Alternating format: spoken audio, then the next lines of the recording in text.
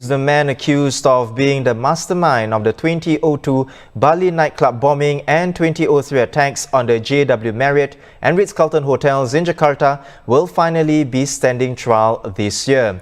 Ridwan Isamuddin, also known as Hambali, will face a formal hearing in front of the U.S. Military Commission in Guantanamo Bay on August 30th. Two others who will stand trial with him are Nazir Lep, known as Lili, and Farik Amin, known as Zubair. All three were captured in Thailand in 2003.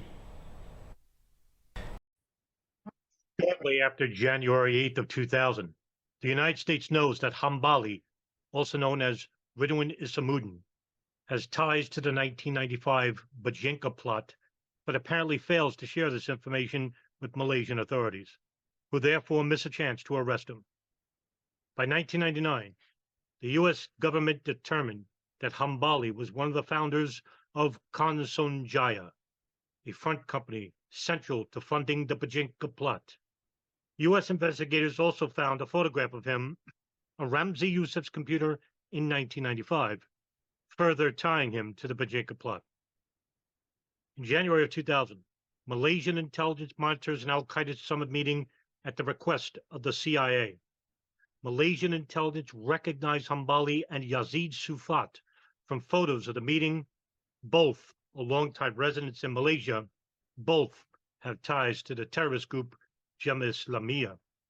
However, because the United States does not share the information about Hambali, the Malaysians decide not to arrest or question Hambali and Sufat, since they are not aware either man has any criminal ties. As a result, Malaysian authorities failed to learn more about him in this summit meeting, which was attended by two future 9/11 hijackers. The U.S. also fails to follow up with Hambali despite their knowledge of him. By the spring, FBI agent Jack Clunan, a member of the FBI's I-49 bin Laden squad, will tell author Peter Lance after 9/11 that another FBI agent belonging to the I-49 squad named Frank Pellegrino saw some of the surveillance photos taken of the al-Qaeda summit in Malaysia several months earlier. Clunan will say that Pellegrino was in Kuala Lumpur, the capital of Malaysia, and the CIA chief of station said that he was not supposed to show the photographs, but to take a look. Know any of these guys? Pellegrino does not recognize them, as he is working to catch Khalid Sheikh Mohammed and apparently is not involved in other cases. However, there have been numerous reports that Khalid Sheikh Mohammed was at the al-Qaeda summit. Further, Lance will note that Pellegrino could not identify Khalid Sheikh Mohammed. He could have not recognized Hambali, another attendee of the summit.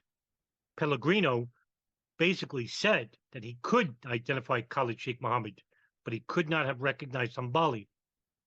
And while Pellegrino was in the Philippines in 1995 and worked with local authorities there as they interrogated Abdul Hakim Murad, one of the Bojinka bombers.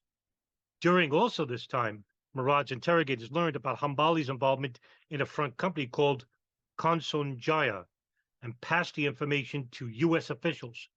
Further, an FBI report from 1999 shows the FBI was well aware of Hambali's ties to Jaya by that time. By the summer of 2000, Jemaah Islamiyah prepared to attack U.S. military personnel in Singapore, but consults al-Qaeda's top leaders and passes them a casing video before it begins carrying out the plot.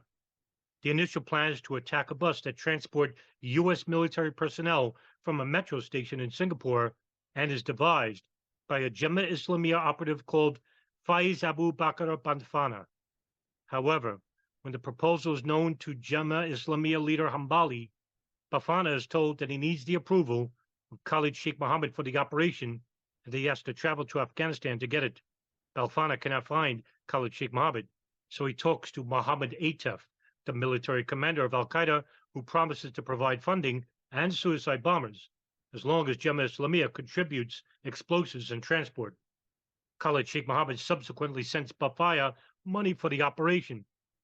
9/11 hijacker Khalid al-Medar apparently visits Malaysia twice to move the plot forward. However, Jemaah Islamiyah sent Mohammed Atef a casing video which would be found after the U.S. invasion of Afghanistan. Even though the United States sits on the video for a month, Singapore is able to roll the plot up based on information it obtains on its own by identifying certain Jemaah Islamiyah operatives and interrogating them.